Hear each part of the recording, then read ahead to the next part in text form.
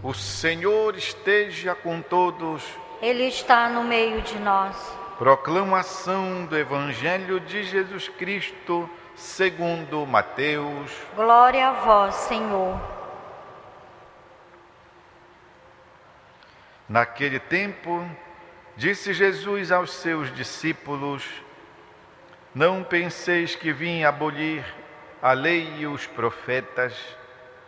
Não vim para abolir, mas para dar-lhes pleno cumprimento. Em verdade eu vos digo, antes que o céu e a terra deixem de existir, nenhuma só letra ou vírgula serão tiradas da lei, sem que tudo se cumpra. Portanto, quem desobedecer a um só destes mandamentos, por menor que seja, e ensinar os outros a fazerem o mesmo, será considerado o menor no reino dos céus. Porém, quem os praticar e ensinar, será considerado grande no reino dos céus. É palavra da salvação. Glória a vós, Senhor. Meus irmãos e irmãs, prosseguimos a nossa caminhada quaresmal rumo à Páscoa do Senhor, que é também a Páscoa do homem e da mulher, a experiência primordial de nosso Senhor Jesus Cristo, assim como a experiência da Virgem Maria, dos santos, todos já redimidos, é também presságio, preanúncio, certeza da nossa Páscoa, da nossa ressurreição. E é por isso que nós prosseguimos confiantes a nossa caminhada de vida, a caminhada de conversão que se realiza ao longo de toda a nossa existência, mais ainda intensificados nesse tempo quaresmal. Preparar-nos para a Páscoa do Senhor. O Papa Francisco diz que o tempo da Quaresma deve servir para nos preparar uma alegria maior. Não é a Quaresma por si mesmo, nem a penitência por si mesmo. Tem tanta gente que sofre e nem por isso fica melhor.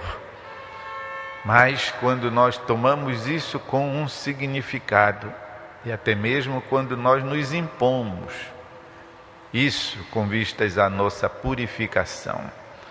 E é para chegarmos à Páscoa, diz ele. Tem cristãos que entram numa quaresma sem Páscoa. É uma maneira de dizer, uma vida todo tempo triste, todo tempo pesada, ao invés de descortinarmos a beleza, a alegria, o significado da Páscoa do Senhor.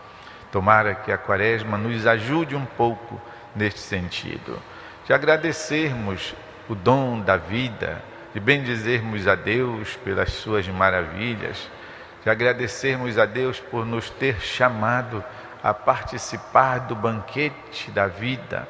É um modo de dizer, agradecer a Deus pelo dom da existência que Ele nos deu e continua a dar-nos. Peçamos que o Espírito Santo nos instrua e nos ajude nisso.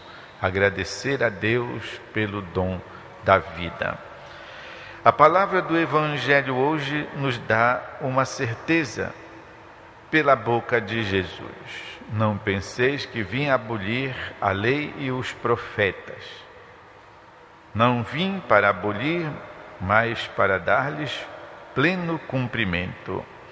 Muitas vezes pensamos que tudo aquilo que está no Antigo Testamento já é coisa que não vale mais, já é coisa passada. Na verdade, tudo aquilo vem reelaborado, tudo aquilo vem resumido, tudo aquilo vem plenificado, purificado no Evangelho e nas palavras de Jesus. De modo que a história da salvação não sofre uma interrupção, um desmentimento, como se fosse assim, agora não é mais e assado. Não. Ela, na verdade, sofre um aperfeiçoamento. de modo que todas aquelas verdades estão contidas ainda e permanecerão contidas no Novo Testamento. E é por isso que então Jesus diz que não veio abolir aquilo que era válido, aquilo que era bom. Veio purificar das coisas espúrias, das coisas que de fato se tinham acrescentado ao longo dos tempos e que não construíam mais. Mas essencialmente aquilo que era bom permanece na palavra de Jesus. Portanto, a nossa chamada de atenção para considerarmos toda a nossa fé em Deus, todo o conteúdo da nossa fé, tudo aquilo que Jesus veio nos transmitir a respeito do reino de Deus de uma maneira perfeita e definitiva.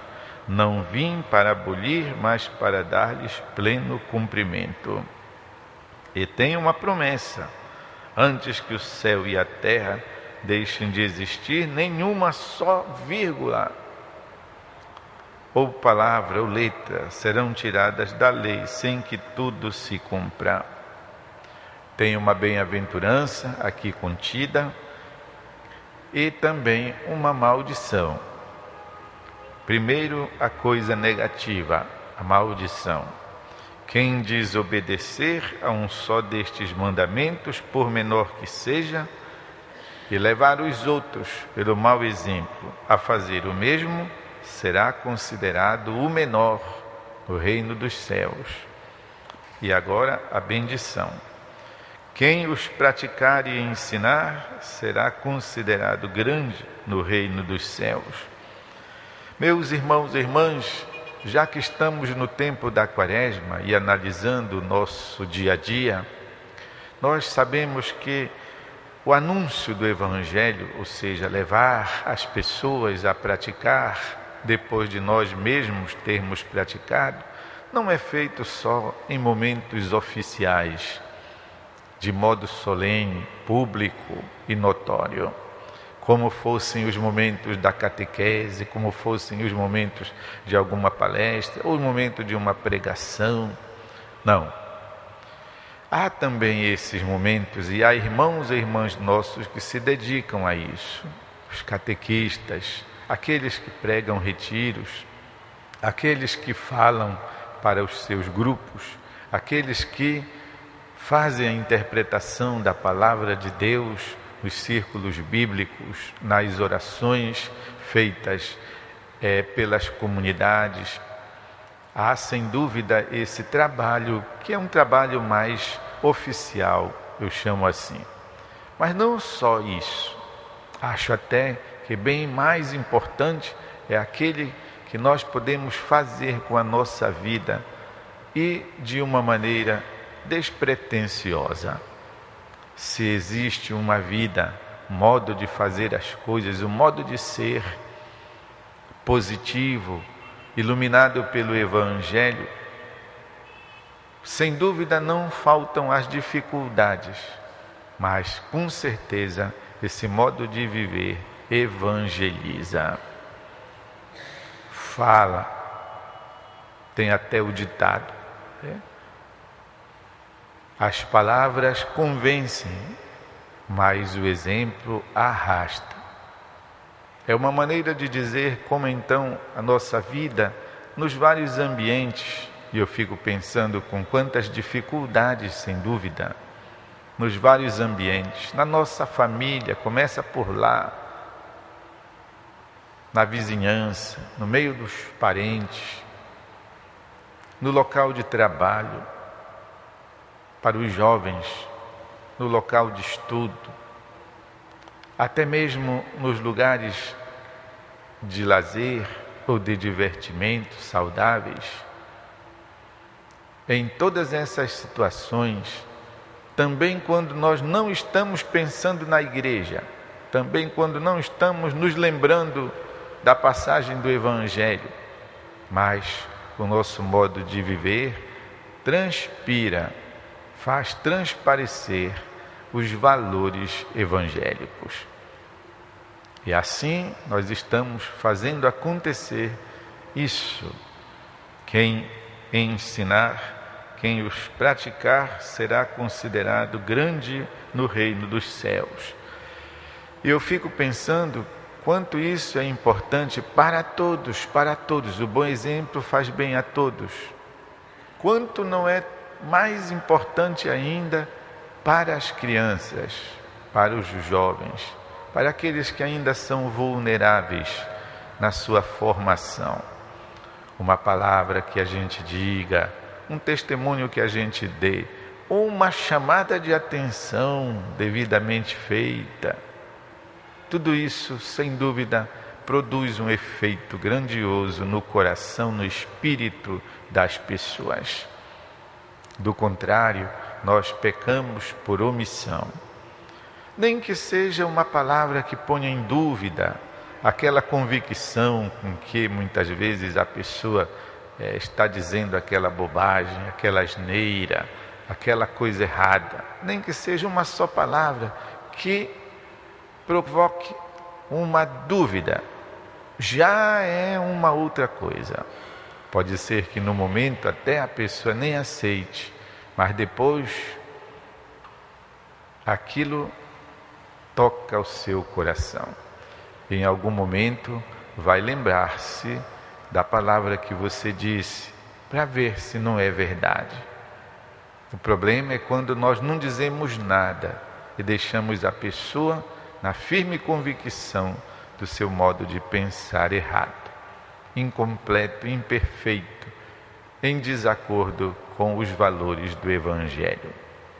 Por isso, irmãos e irmãs, digo, não só nas horas oficiais nós evangelizamos, não só de porta em porta evangelizamos, mas também até no testemunho silencioso. A bem-aventurança de Jesus é para nós. Quem praticar e ensinar será considerado grande no reino dos céus. Por isso, irmãos e irmãs, nós queremos nos reafirmar na nossa intenção, no nosso propósito, não porque somos perfeitos e melhores do que os outros, não. Eu estou falando exatamente de caminhada de conversão, mas porque a gente quer viver em comunhão com a palavra, com o coração de Jesus.